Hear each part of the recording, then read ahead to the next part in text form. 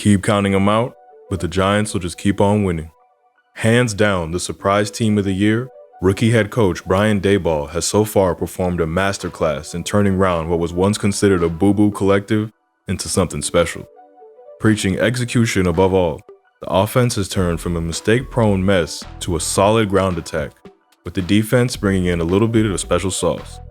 Coordinated by former Ravens defensive coordinator Wink Martindale, the Giants are executing his controlled chaos defense beautifully, frustrating quarterbacks and limiting their time to process information. The first thing you need to be ready for when facing a Martindale defense is pressure.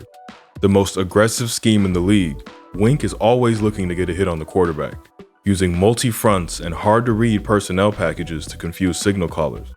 He's coming after you, and he'll throw the damn kitchen sink if he has to.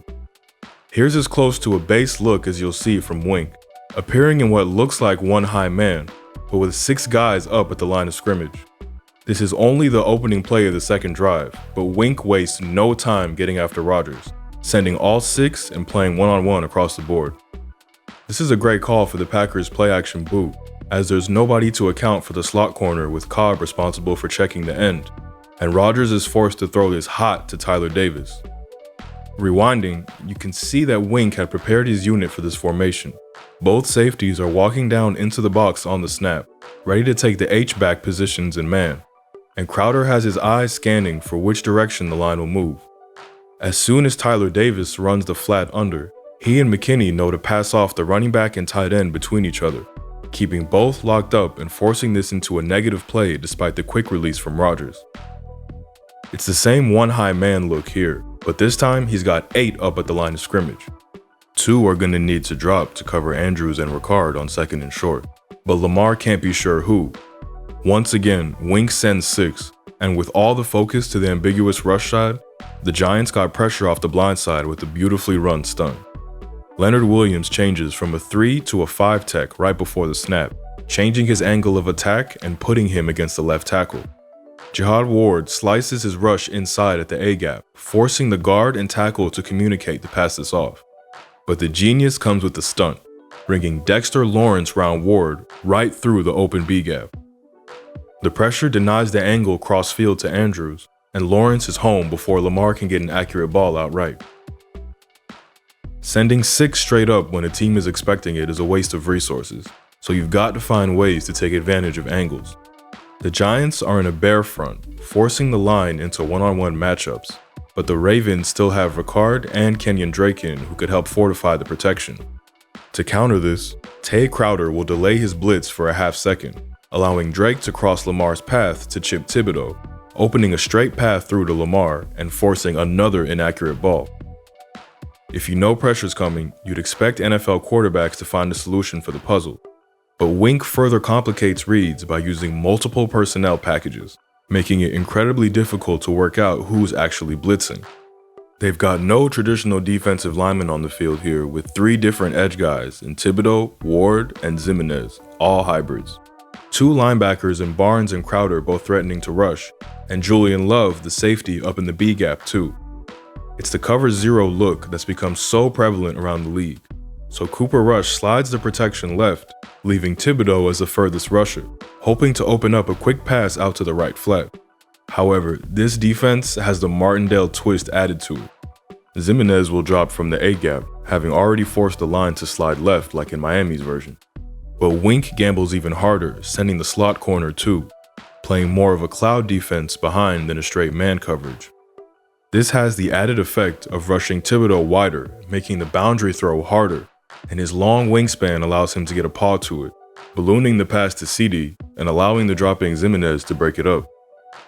Here it is against Rodgers, and you can tell he just assumes this is a bluff with 2 DBs stood up threatening. But nope, Wink really will bring any player at you, and this one's too high and wide for Aaron Jones. We've been focusing on all-out pressure, but Wink's defense is so much more than that. He's going to simulate the blitz and force you to slide one way, then bring the pressure from the other side, and put a dropper right where your QB wants to throw. Here's a great example against the Bears. It looks like a standard one-man high pre-snap, but they're coming to confuse Fields.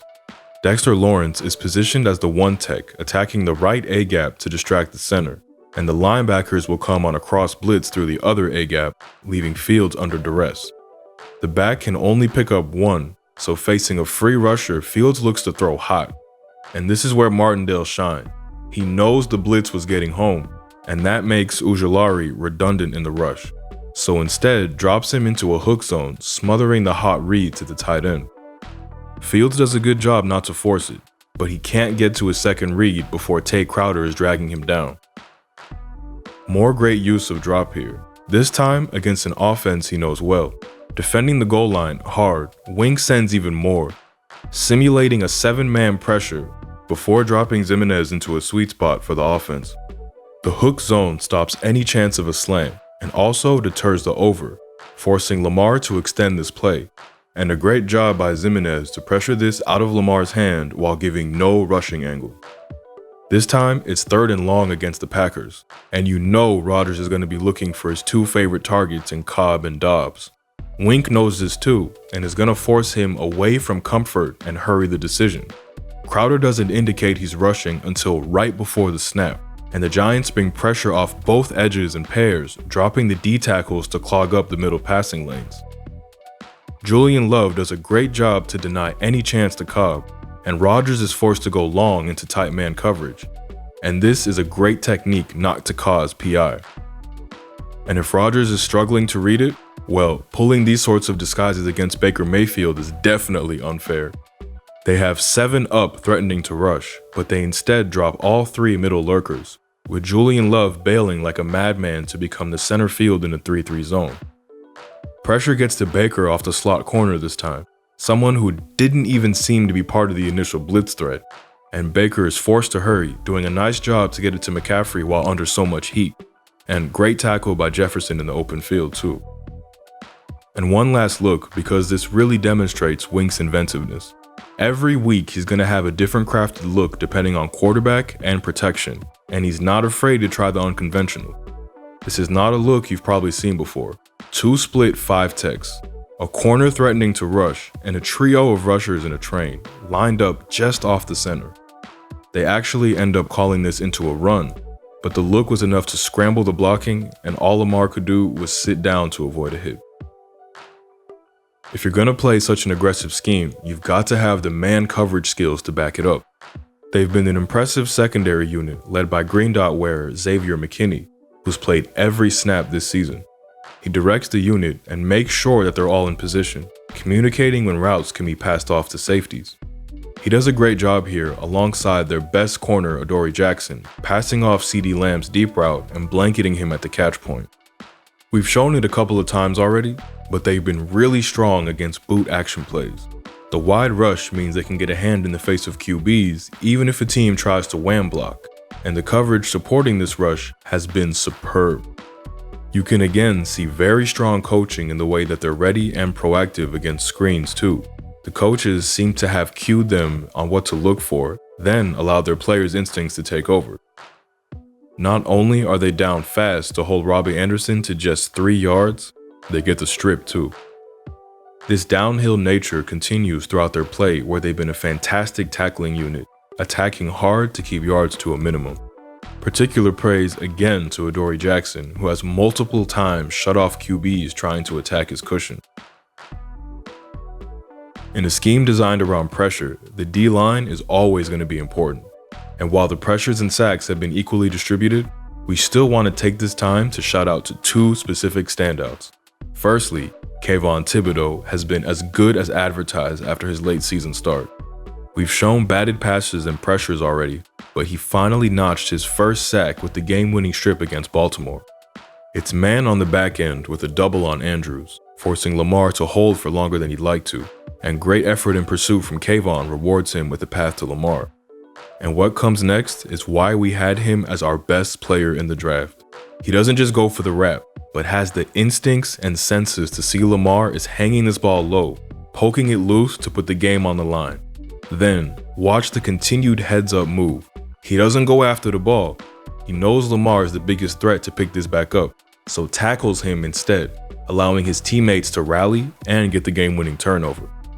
Wink said in an interview this week he never taught Thibodeau to do that. The rookie just knew what to do. We really think the Giants have got someone special in number 5 because DNs aren't supposed to move like this.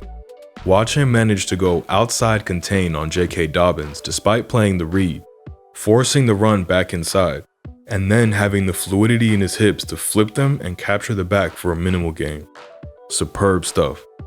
The second guy on the line who needs some love is Dexter Lawrence because he's been downright dominant. His length and size have made him a disruptive force inside, catching guards with his length and forklifting them back into QBs. And he can use that length to swat away interior linemen's reach, then create leverage with the rip, finishing the play with another display of length by hitting Fields' arm for the fumble. And here's Thibodeau once again. All schemes carry their disadvantages though, and as good as they've been creating confusion, there's still some holes in this defense. Firstly, heavy pressure with straight man on the back end leaves your corners on islands, and in the modern NFL, these get abused with deep overs across the field. Wink's defense can often leave corners out-leveraged through no fault of their own. You can pass off certain routes as we showed earlier, but these over routes are liable to beat you if you can't find a dropper or get home. And creative blitz schemes like this train blitz look fun, but when the team immediately gets wide, you realize all your defenders are in center field and there's little to chase the swing. The problem that concerns us the most though with this defense, and really stops them from being talked about in the top units, is their horrific run defense. There's been some flashes, and they tighten up in the red zone, but they have just given up way too many long runs. In the scheme designed around blitzing, you might expect them to get caught out of position from their run fits occasionally. The main problem though is the exact opposite. They've been way too static in reacting to the run, especially the linebacking core. They're allowing linemen to easily reach the second level, and they aren't crashing gaps with the same ferocity that they do against the pass. Doubling down on this, they've really struggled to contain mobile quarterbacks. There's been some good snaps of it, like Sunday's strip sack against Baltimore, but they consistently lost contain against Lamar, Fields, and Baker. So looking forward, will this success continue? Well, that's kind of difficult to judge. It's hard to consistently win with just scheme alone, and the roster does seem talent deficient at times, but all the players are buying into the culture and honestly playing their hearts out. They have a great running game, but are bad at defending the run. They do a great job defending the pass, but have a poor passing offense. Teams like this can be really difficult to trust, but in a league with more parity than ever, good coaching wins out. And hey, the Giants are winning. Thanks for watching. If you enjoyed this, why not check out our draft breakdowns on Kayvon Thibodeau or Wendell Robinson. Take care. Let's go Giants! Win the Packers now! Win the Packers now! Let's go!